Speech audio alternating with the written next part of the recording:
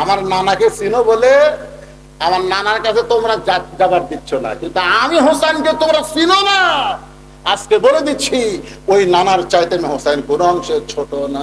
যেই বয়সে কোন অংশে ছোট না, সঙ্গে সঙ্গে হযরত আলী দৌড়ে গিয়ে হুযায়ফার কোল থেকে কাইলা নিয়ে হোসেনের মুখে একটা ঠাসি মারছে। এত বড় ঠাসি মারছে, নিচে দাঁত দিয়ে উপরে লবটা রক্ত বের হয়ে গেছে। এখন বলেন হযরত আলী হোসেনকে বেশি ভালোবাসে না নবীকে বেশি ভালোবাসে? জোরে বলেন কাকে? নিজের জীবনের চাইতে আল্লাহর নবীকে হযরত আলী বেশি ভালোবাসে। এই কারণে বলে হোসাইন তুমি ছোট্ট মানুষ, তোমার নানারে চিনো না, এই কারণে এমন বেয়াদবি এই মুখ থেকে কেমনে বের হয়। এদের মুখে ঠাসি মারছে। কিছুক্ষণ পরে হযরত আলী যখন হাতটা টান দেয়, এমন সময় হোসাইন বাবার কোল থেকে বলতেছে, নে নবীর সাহাবীরা শোনো, কিছুক্ষণ আগে আমি বলেছি